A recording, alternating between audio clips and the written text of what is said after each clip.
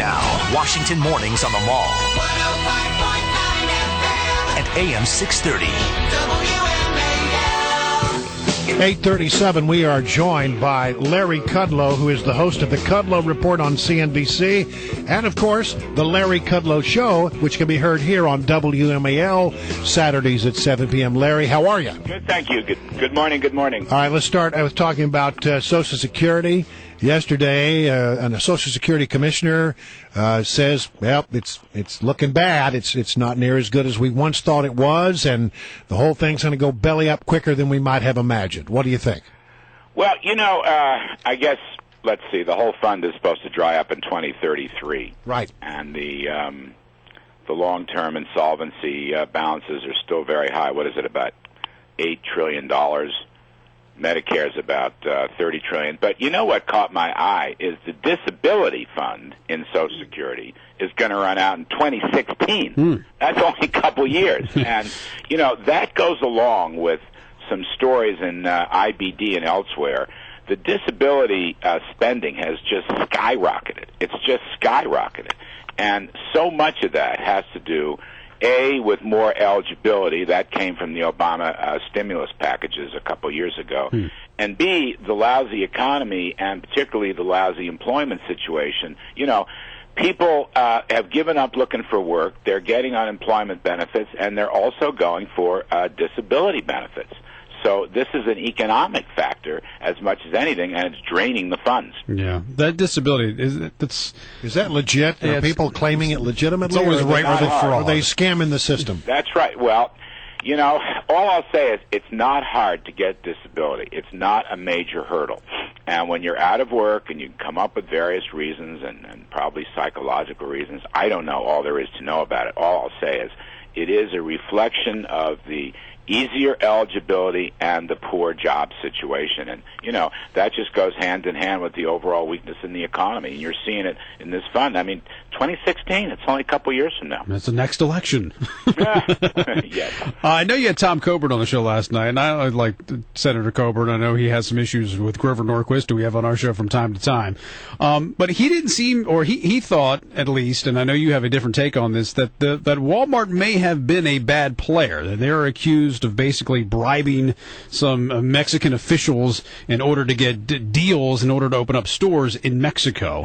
How big of a story is this? And if you're a shareholder of Walmart, should you be concerned? Well, you should be concerned. Look, I am a tremendous admirer of Senator Tom Coburn, and he's right that there may be issues here with bribery issues. And you read that New York Times investigative report, and it was a good one. I have praise for it. The circumstantial evidence looks pretty bad. But my point is a little different point. That is to say, when American companies operate overseas, unfortunately, the foreign countries are not as good as we may want them to be regarding honesty and influence peddling and things of that sort. And what you have in Mexico, is a classic case where you have these middlemen who are used to get things done, to get building permits through various town and city boards and get them through various regulatory process. Who do you know? How do you grease the wheels? That kind of thing. And I guess my question here is, should that be a crime? Are we holding American companies up to standards that are too high when they operate overseas? You see this in a lot of places. Look, if you do business in Russia, for example, you have to basically pay for protection money, okay? It's a mafia-like story.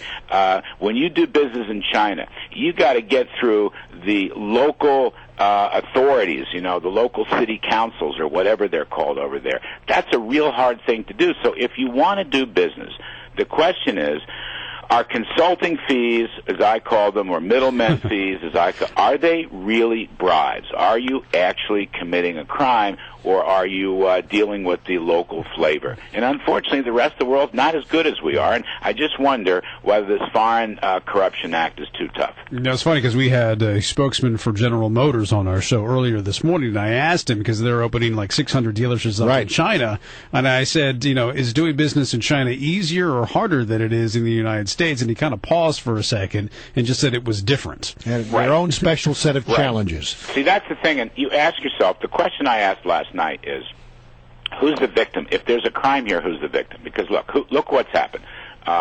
Walmart has opened a couple of thousand stores in Mexico. They have hired 200,000 plus people. That is huge. That benefits Mexico's economy and Mexico's workforce. Walmart is in effect spreading wealth. They're also giving you cut rate prices like they do in the United States. Yeah. That's like tax cuts. Well, the only thing I would say to them here, who's being hurt by this? That's my question. Well, the only thing that I would say to that is who's actually getting this bribe money or this consulting fee. I mean, Well, that's correct. If it's a drug cartel, then you could say that there are going to be victims because they didn't. But we didn't really. Yeah, I know. None of that was uncovered. I mean, this is fairly straight local government lawyers and politicians.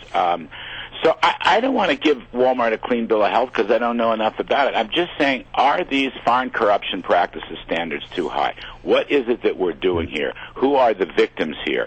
Is it going to hurt Walmart? It may. It may be so difficult for them with the Justice Department and the SEC prosecuting criminally and civilly that heads may roll at Walmart. I have no idea how this is going to turn out. It doesn't look good.